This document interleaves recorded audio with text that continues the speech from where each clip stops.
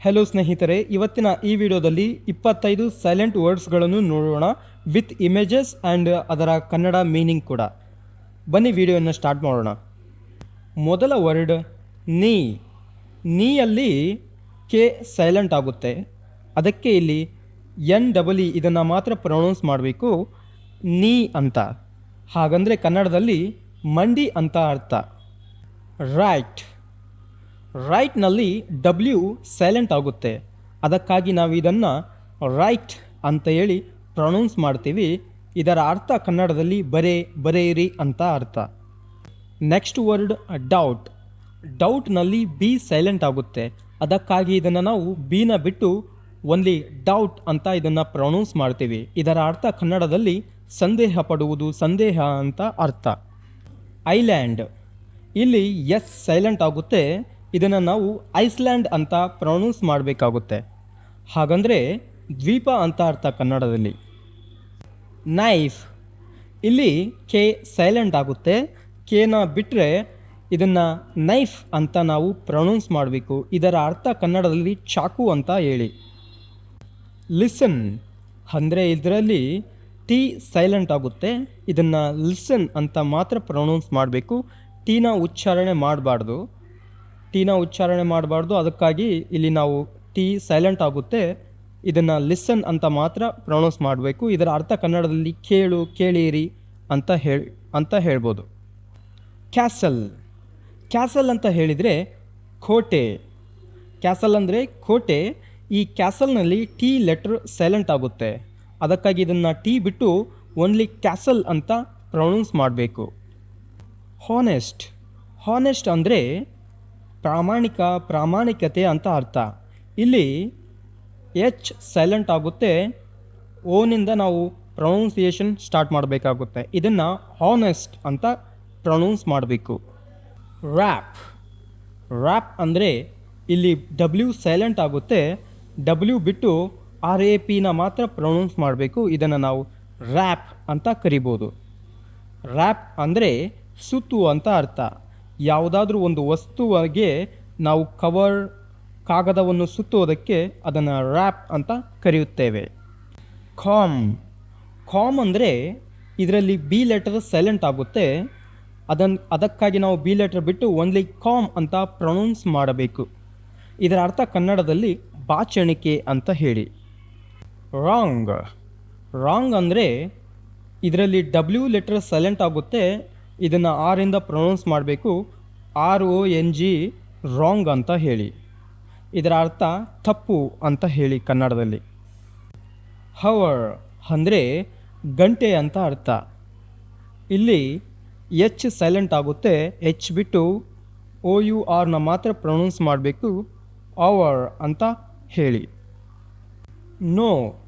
No ಅಂತ ಹೇಳಿದರೆ K silent ಆಗುತ್ತೆ ಇದರಲ್ಲಿ, ಅದಕ್ಕಾಗಿ ಕೆನ ರಿಮೂವ್ ಮಾಡಿದರೆ ಓನ್ಲಿ NOWನ ಮಾತ್ರ ಪ್ರೊನೌನ್ಸ್ ಮಾಡಬೇಕು.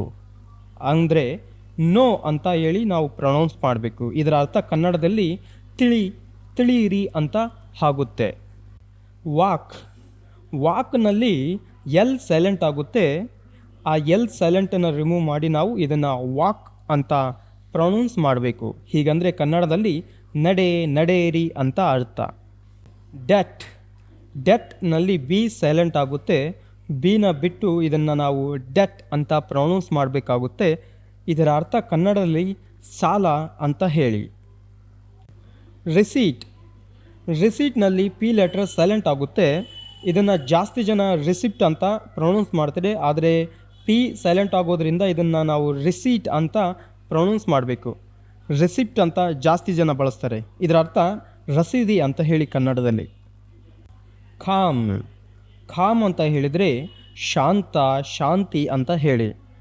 ಇದರಲ್ಲಿ L ಲೆಟರ್ ಸೈಲೆಂಟ್ ಆಗುತ್ತೆ, ಇದನ್ನು ನಾವು ಕಾಮ್ ಅಂತ ಹೇಳಿ ಮಾತ್ರ ಪ್ರೊನೌನ್ಸ್ ಮಾಡಬೇಕು. ವಿಸಲ್. ಇದರಲ್ಲಿ ವಿಸಲ್ನಲ್ಲಿ T ಲೆಟರ್ ಸೈಲೆಂಟ್ ಆಗುತ್ತೆ, ಇದನ್ನು ವಿಸಲ್ ಅಂತಲೇ ಪ್ರೊನೌನ್ಸ್ ಮಾಡಬೇಕು, ಟೀನ ಬಿಟ್ಟು. ಇದನ್ನು ಕನ್ನಡದಲ್ಲಿ ಶಿಳ್ಳೆ ಅಂತಲೂ ಕರೆಯುತ್ತಾರೆ. ತಮ್ ಅಂತ ಹೇಳಿದರೆ ಇದರಲ್ಲಿ B ಲೆಟರ್ ಸೈಲೆಂಟ್ ಆಗುತ್ತೆ, ತಮ್ ಅಂತ ಮಾತ್ರ ಪ್ರೊನೌನ್ಸ್ ಮಾಡಬೇಕಾಗುತ್ತೆ. ಇದರಲ್ಲಿ ಜಾಸ್ತಿ ಜನ ತಂಬ್ ಅಂತ ಹೇಳಿನೇ ಪ್ರೊನೌನ್ಸ್ ಮಾಡ್ತಾರೆ, ಬಿನ ಯೂಸ್ ಮಾಡ್ತಾರೆ. ಆದರೆ ಇದು ತಂಬ್ ಅಲ್ಲ, ತಮ್ ಅಂತ ಹೇಳಿ. ಇದರರ್ಥ ಹೆಬ್ಬೆರಳು ಅಂತ ಹೇಳಿ. ಆಟಮ್.